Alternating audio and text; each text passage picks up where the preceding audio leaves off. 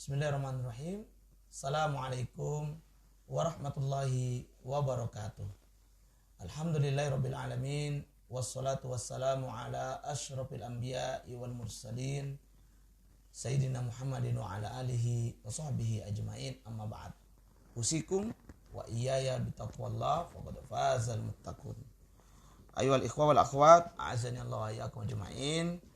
Alhamdulillah, pada ba'da subuh atau pagi hari ini kembali kita bisa bertemu untuk melanjutkan kajian atau kuliah Tib Nabawi online kita. Mudah-mudahan ikhwan wal akhwat semuanya dalam kondisi sehat walafiat dan bisa mengikuti kegiatan ini sampai dengan selesai. Ikhwan wal akhwat ini melakukan Allah Subhanahu wa taala.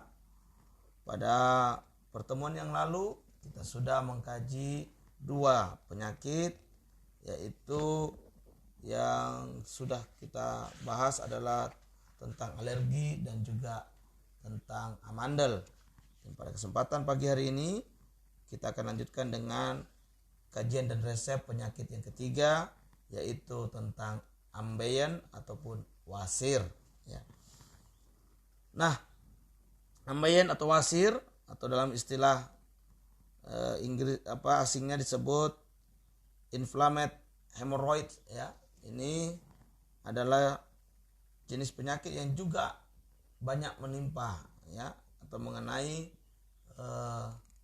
kita semuanya, ya. Penyakit ini banyak ditemukan pada, ya, baik yang masih muda maupun yang sudah tua, ya. Nah, apa sih sebenarnya penyakit ambeien atau wasir ini, teman-teman ikhwan wal akhwat yang dimuliakan oleh Allah Subhanahu wa taala? Kita lihat dulu definisi daripada penyakit wasir ini, ya. Nah, secara definisi, wasir adalah pecah atau gembungnya urat darah, ya. Pecah atau gembungnya urat darah halus yang ada di sekitar anus. Nah, ini definisi daripada wasir. Jadi adanya pecah atau gembung, ya, pada urat darah yang halus, ya, yang ada di sekitar anus. Nah, adanya darah yang berkumpul dan tekanan pada bagian yang paling lemah menyebabkan timbulnya benjolan-benjolan kecil atau wasir. Benjolan yang terbentuk biasanya gatal, pecah, dan berdarah yang menyebabkan sakit. Nah, inilah pengertian daripada wasir atau ambeien.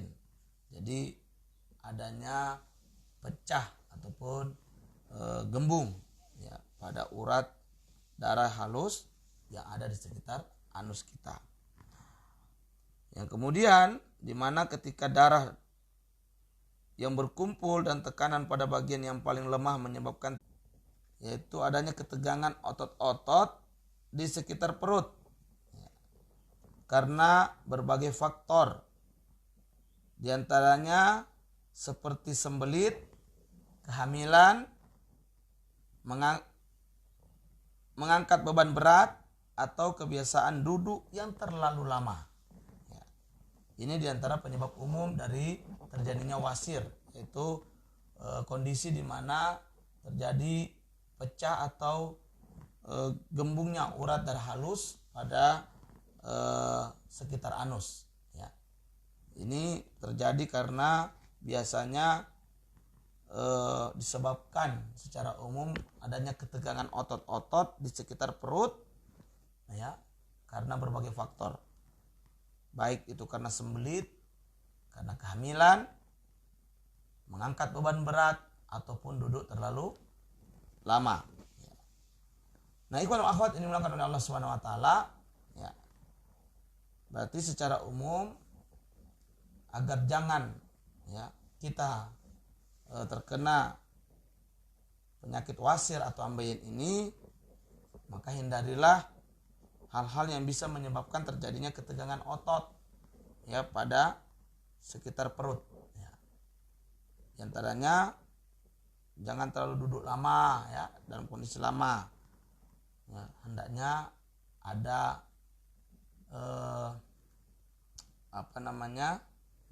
waktu untuk mengganti posisi. Ya, kalau sudah terlalu lama duduk, maka mungkin kita perlu bergerak, ya, berdiri dan berjalan. Ya. Kemudian jangan terlalu mengangkat beban yang melebihi kapasitas kemampuan kita, ya, yang terlalu berat sehingga membuat kita mengalami ketegangan otot pada area perut. Ya, ini semua akan menyebabkan terjadinya ambeien tadi, yaitu pecah ataupun gembung pada urat darah halus di sekitar anus tadi. Ya. Ini juga bisa terjadi karena sembelit, ya, sembelit yang sangat berulang, yang terus terjadi saat kita mau BAB dan lain sebagainya, atau karena faktor kehamilan pada wanita. Lalu apa yang bisa kita lakukan ketika terjadi ambeien untuk penanganannya, ya? Maka ikhwanul akhwat ini dimuliakan oleh Allah Subhanahu wa taala, penanganan wasir tergantung pada tingkatan keparahannya. Jadi apa yang bisa dilakukan ya dilihat dari kondisi masing-masing orang, ya. Kalau dia parah, ya, penanganannya juga lain, kalau tidak terlalu parah juga lain. Pada tingkat parah biasanya dilakukan operasi untuk menghilangkan benjolan-benjolan. Ini untuk yang tingkatnya sudah parah, ya. Biasanya memang secara medis akan diambil tindakan operasi untuk membantu menghilangkan benjolan-benjolan yang ada, ya, di sekitar anus, karena memang ambeien ini penyakit yang ada di sekitar anus, ya. Adapun untuk pada tingkat awal, maka pengobatan bisa dilakukan dengan pemberian herbal yang mengandung vitamin A, vitamin D, dan vitamin E. Jadi untuk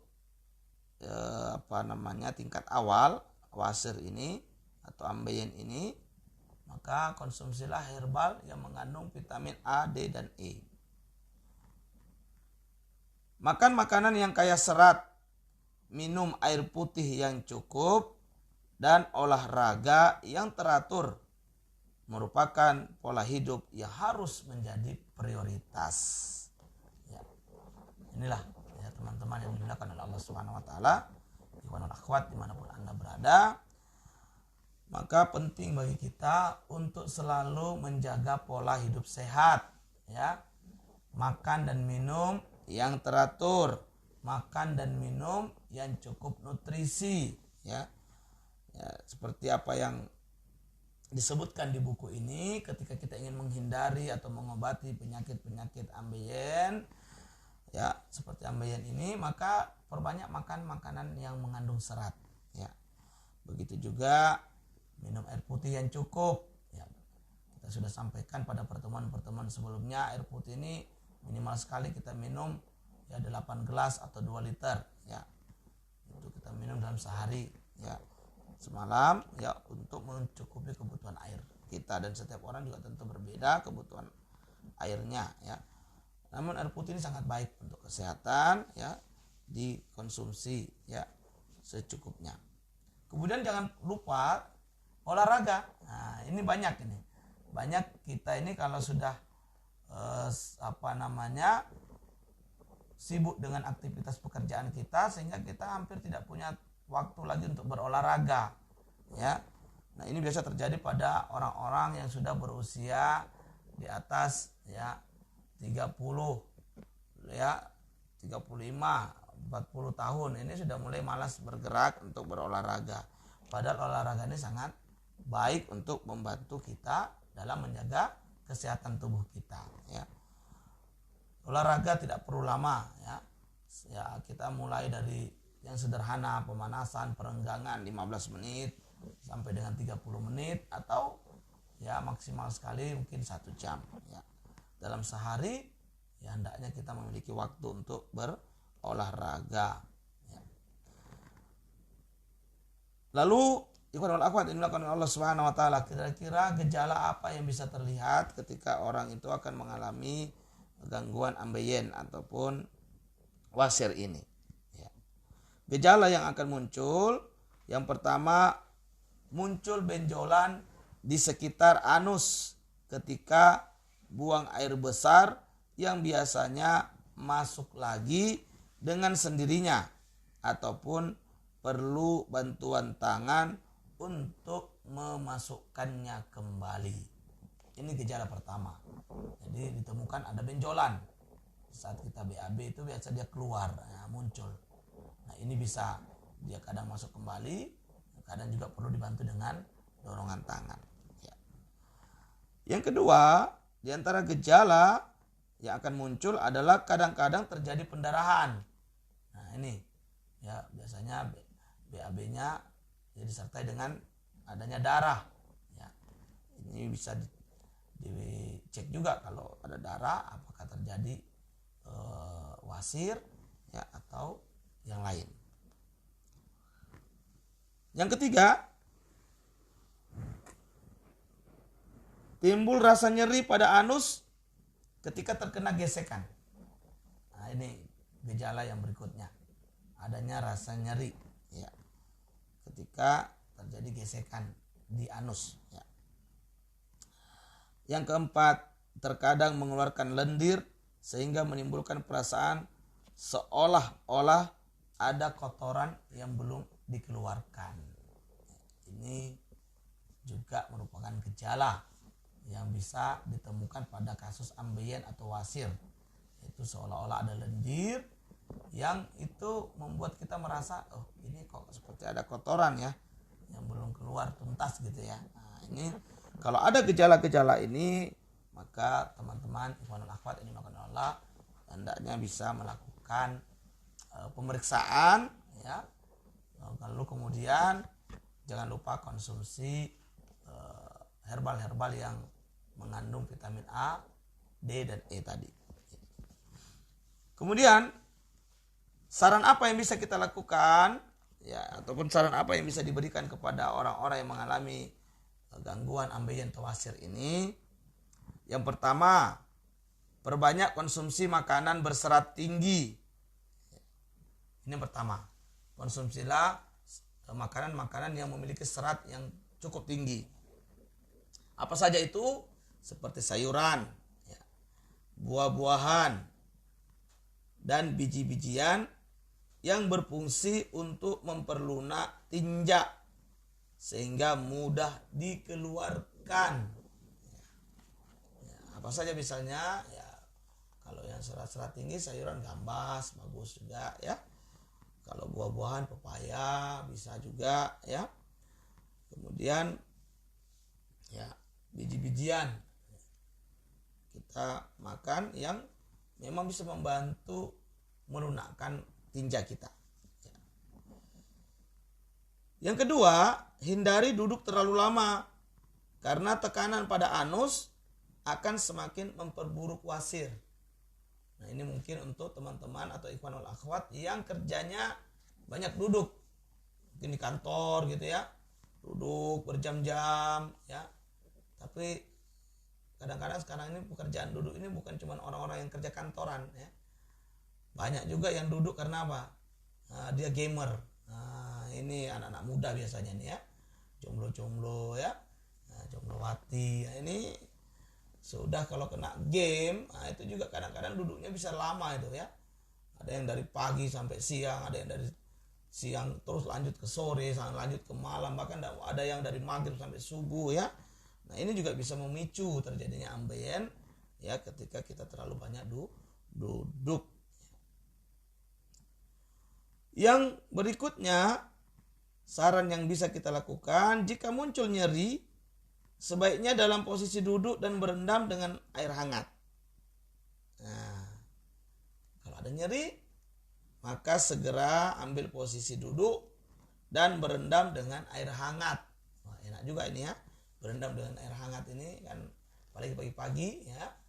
Ini insya Allah ya sangat baik untuk membantu proses penyembuhan pada wasir. Ini saran-saran ya, ikhwan akhwat ini melakukan Allah Subhanahu wa taala, saran-saran yang bisa kita lakukan di saat kita mengalami gangguan wasir ataupun ambeien ini. Lalu apa saja tanaman obat yang direferensikan? ketika kita mengalami wasir ini, maka tanaman obat yang direferensikan yang pertama adalah tanaman obat yang bersifat pencahar alami dan memperkuat dinding pembuluh darah dan mempercepat penghentian pada saat terjadi pendarahan. Ya, ini yang pertama. Jadi cari tumbuhan herbal yang bisa menjadi pencahar alami, ya, yang bisa memperkuat dinding pembuluh darah dan juga mempercepat penghentian pada saat terjadi pendarahan. Bisa ya kita ambil seperti contoh daun ungu. Daun ungu ini ya memiliki fungsi pencahar alami, kemudian juga bisa memperkuat dinding pembuluh darah dan mempercepat proses penghentian pendarahan jika terjadi pendarahan. Yang kedua, kita juga konsumsi herbal anti radang dan mengurangi pembesaran. Apa itu? Sambiloto. Ya, jadi sambiloto ini memang manfaatnya ya bagus untuk peradangan. Ya. Kemudian jangan lupa juga konsumsi herbal yang bisa memberi stimulan metabolisme dalam memperbaiki sistem pencernaan. Ya, jadi kita ambil herbal-herbal yang bisa memberi stimulan ya pada metabolisme kita untuk memperbaiki sistem pencernaan. Ya, agar jangan sembelit. Ya, apa yang bisa kita ambil? Yaitu temulawak. Ya, temulawak. Temulawak ini mudah didapatkan teman-teman ya. Bukan akhwat yang dimulakan oleh Allah Subhanahu wa taala, ya, banyak dijual di pasaran. Jadi inilah 3 tanaman herbal yang bisa kita ambil di saat kita mengalami gangguan wasir ataupun gangguan ambeien. Yang pertama kita ambil dulu herbal pencaharnya, herbal untuk memudahkan pembersihan di pencernaan kita, khususnya dalam untuk mempercepat keluarnya kotoran-kotoran yang sisa di dalam perut ya. Nah, dia juga berfungsi sebagai penguat untuk dinding pembuluh darah dan juga bisa menjadi pencegah terjadinya pendarahan ya atau penghentian pendarahan apabila terjadi ya, yaitu daun ungu tadi. Kemudian kita ambil juga herbal anti radang dan anti pembengkakan yaitu sambiloto, dan kemudian kita ambil herbal untuk membantu stimulan metabolisme agar pencernaan kita menjadi lebih baik ya, itu bisa kita gunakan temulawak. Selanjutnya teman-teman yang dimuliakan oleh Allah Subhanahu wa taala, apa pantangan-pantangan bagi seorang yang mengalami gangguan wasir ini? Ya. Di antara pantangannya yang pertama, hindari makanan yang bersifat panas ya, dan banyak mengandung lemak penyebab sembelit seperti makanan pedas, daging, jeroan, dan juga junk food. Ya. Makanlah makanan yang mengandung banyak serat seperti sayuran, roti gandum, buah, sereal, dan kacang-kacangan. Jadi ini yang pertama teman-teman. Kalau kita mau terbebas daripada ambeien dan wasir ini, jangan sering-sering konsumsi makanan yang bersifat panas ya dan banyak mengandung lemak. Kalau bisa ini jangan terlalu banyak dikonsumsi ya. Atau kalaupun mau makan ya makanlah secukupnya, jangan berlebihan ya. Misalnya yang suka pedas silakan ya, tapi jangan terlalu berlebihan sehingga membuat ya terjadinya peradangan nantinya ya pada usus kita ataupun pada area anus kita. Daging ini baik untuk dikonsumsi, tapi juga jangan terlalu berlebihan. Nah, jeroan ini tentunya biasanya orang-orang yang suka jeroan ini karena memang lezat rasanya, tetapi jangan terlalu banyak karena ini bisa menyebabkan terjadinya sembelit ataupun juga gangguan lainnya pada sistem pencernaan kita. Jeroan ini sangat bisa membantu proses cepat pada pembentukan batu pada ginjal dan sebagainya. Dan kemudian termasuk makanan junk food ini coba dihindari dulu ya. Nah, yang dianjurkan tadi adalah makan buah-buahan yang banyak mengandung serat, sayuran ya, kacang-kacangan ya, roti gandum gitu. Yang kedua, untuk pantangan, hindari minum minuman yang mengandung alkohol. Nah, ini jelas ya. Alhamdulillah kita sebagai muslim sangat dilarang ya untuk mengkonsumsi minuman-minuman beralkohol. Yang ketiga, perbanyaklah minum air putih atau buah-buahan yang banyak mengandung air. Ya, artinya apa? Pantangan di sini berarti jangan kekurangan cairan atau kekurangan konsumsi air putih ya. Nah, artinya perbanyak minum air putih. Begitu juga jangan malas makan buah, karena buah ini insya Allah tidak akan menggemukkan kita.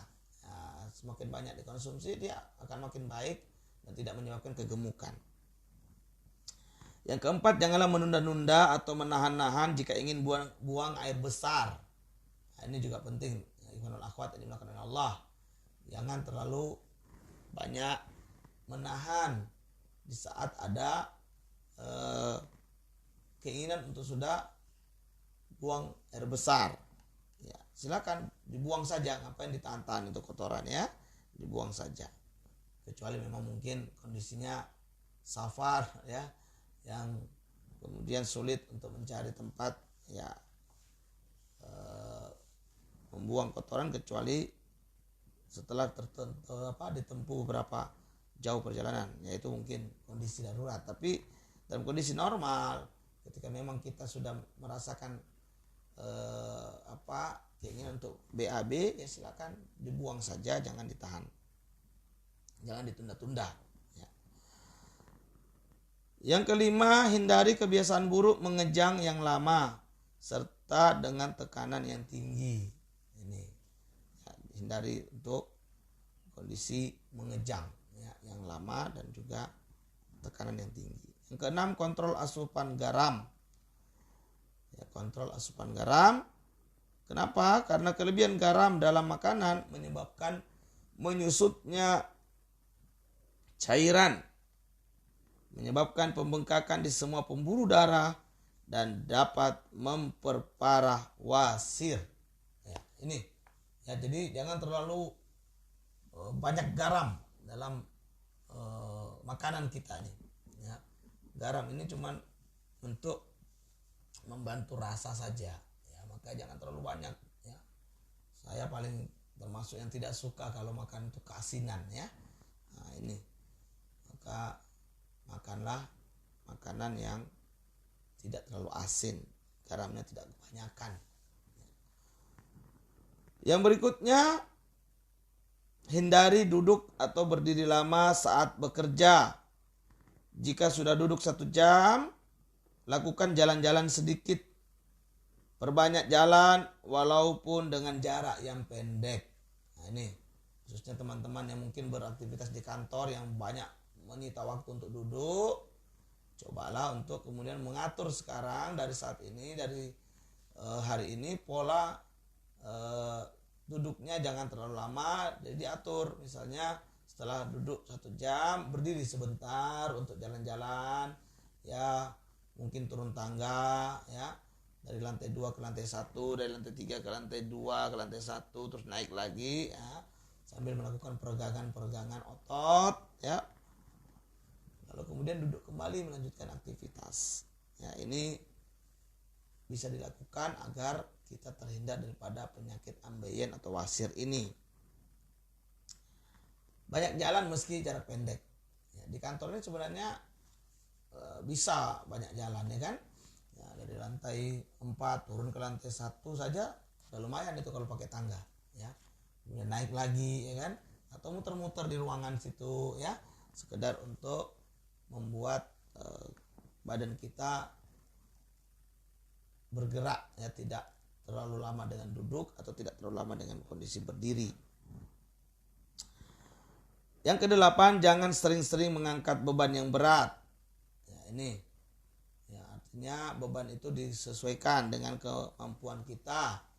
Ya, kalau memang kita biasanya ngangkat 50 kilo, ya jangan dipaksakan untuk 100 kilo ya. Begitu juga ya, jangan juga malas ya, harusnya mampu ngangkat 100 kilo tapi ya banyak mau ngangkat yang ringan-ringan misalnya. Intinya teman-teman semuanya, jangan terlalu sering mengangkat beban-beban di luar kemampuan kita yang berat itu, karena bisa menimbulkan kejang pada otot perut ini. Nah, ini nanti kalau sudah sering menahan beban berat ya, otot-otot perut akan kejang ya, ujungnya nanti juga terjadilah pembengkakan pada urat halus di anus ya. Yang kesembilan, pantangan yang harus dihindari apa? Stop merokok. Nah, ini bagi para perokok ini ya. Ini kalau sudah bicara rokok ini, tidak ada sebenarnya kebaikan pada rokok ini, sedikit pun tidak ada. Mulai dari iklannya saja sudah buruk sekali. Tidak ada produk seburuk-buruk produk ya dari iklan rokok ini. Ya, iklan rokok ini paling buruk, tapi heran juga ya, ada saja yang masih mau membelinya. Padahal jelas-jelas dikatakan rokok itu membunuhmu. Ya, rokok itu bisa menyebabkan impotensi, kanker, gangguan jantung, gangguan kehamilan pada wanita. Ya, tidak ada produk yang lebih buruk iklannya daripada rokok. Tapi kok masih ada yang merokok ini? Nah, saya sering mengatakan kalau ada perokok itu tidak lepas mungkin keadaannya dari dua. Ya, imma dia idiot atau imma dia tidak bisa baca. Ya, ini saya jujur mengatakan. Jadi para perokok itu kemungkinan orang-orang yang tidak bisa baca, atau kalau dia bisa baca berarti dia memang idiot. Ya, idiot. Ya. Sudah tahu buruk tapi masih dikonsumsi, itu kan idiot namanya. Ya, coba kalau ada air putih, ya kan, air putih. Di saat kita haus, kita pengen minum, lalu ada yang menawarkan air putih, ya pasti kita mau menerimanya. Tapi ketika orang yang menawarkan itu mengatakan, ini sudah saya tambahkan dengan teh kucing, nah kita masih mau nggak mengkonsumsinya? Pasti nggak mau. Padahal teh kucing tidak sampai membunuh, ya, teh kucing nggak sampai membunuh, paling hanya rasa airnya berubah, asam asin, ya, ya jadi nano-nano gitu ya. Tapi rokok ini jelas-jelas ditulis ya, rokok membunuhmu, rokok menyebabkan impotensi, menyebabkan gangguan jantung, ya, menyebabkan kanker, gangguan paru-paru, gangguan pada janin. Ya. Anehnya kok orang masih juga mengkonsumsi. Nah, ikhwan al-akhwat yang dimuliakan Allah, hindari merokok ini, hindari merokok, karena merokok ini tidak ada kebaikan sedikit pun padanya, ya. Bahkan merokok inilah awal mula orang bisa terkena narkoba. Ya. Rokok sekali lagi adalah produk paling buruk yang ada, yang beredar di sekitar kita, yang harus kita hindari. Kita jaga generasi kita daripada rokok ini. Nah, inilah pantangan-pantangan yang bisa kita hindari agar kita tidak terkena wasir. Nah, selanjutnya sesi terakhir yang kita bisa sampaikan pada kesempatan pagi hari ini yaitu terapi pada wasir, ya, sinergi terapi pada wasir. Ya. Nah, untuk kasus wasir atau ambeien ini bisa diterapi dengan bekam. Yang pertama yaitu diambil titik pada kahil. Ya, lagi-lagi saya ulangi, titik kahil itu adalah titik pada cervical 7 dari tulang leher kita turun ke punggung, pas puncak punggung kita di tengah-tengah. Ini titik di mana disebut titik simpang 4, ya, yang insya Allah memang dia merupakan titik utama yang bisa menyembuhkan dengan izin Allah lebih dari 70 penyakit. Ya. Lalu kemudian diambil titik belikat, ya, sekitar 5 atau 7 jari di bawah titik kahil. Ya, diambil kiri kanannya. Ya, sepasang titik belikat ini. Titik ad-dhahar ini, titik punggung ya. Kemudian di bagian depan bisa diambil tepat sejajar dengan pusat kiri kanannya. Ya, ini juga bisa diambil di area perut. Ya, ini untuk mengurangi ketegangan otot perut ya. Nah, kemudian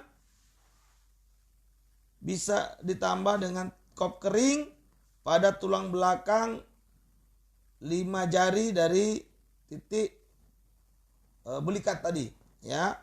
Pas di tulang belakang 1 titik, kemudian juga di titik pinggang ya 3 jari daripada tulang ekor, juga dilakukan kop kering di tulang belakang. Dan 1 lagi kop kering di atas pusat 2 jari ya, di tepat di tengah ya, sejajar secara vertikal dengan pusat kita. 3 titik yang bisa kita lakukan pengokoban untuk terapi ambeien. Adapun 5 titik kahil, kemudian titik ad-dhahar ya, 7 jari di bawah, 5 sampai 7 jari di bawah kahil tadi agak ya, kemudian berjarak 1 atau 2 jari dari tulang belakang, dan juga titik yang sejajar secara horizontal dengan pusat kiri kanan sekitar 2 atau 3 jari dari pusat. Ini dilakukan bekam ya, bekam invasif, pengeluaran darah ya, untuk membantu membersihkan darah-darah kotor yang ada di badan kita. Ini terapi yang bisa dilakukan, terapi bekam untuk penyakit ambeien. Ya. Kemudian jangan lupa sinergikan dengan herbal yang kita sudah sebutkan tadi, yaitu apa? Daun ungu, sambiloto, dan temulawak. Ikhwanul akhwat ini dilakukan oleh Allah Subhanahu wa taala. Ini sinergi yang bisa dilakukan di saat kita mengalami kondisi wasir atau ambeien ini.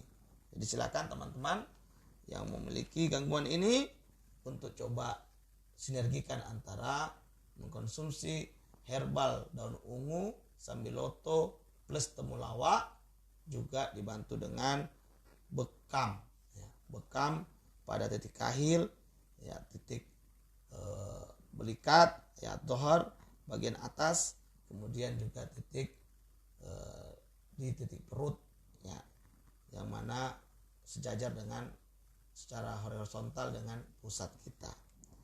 Insya Allah kalau kita berbekam pada ahli bekam yang sudah profesional akan tahu titik ini dan bisa membantu kita.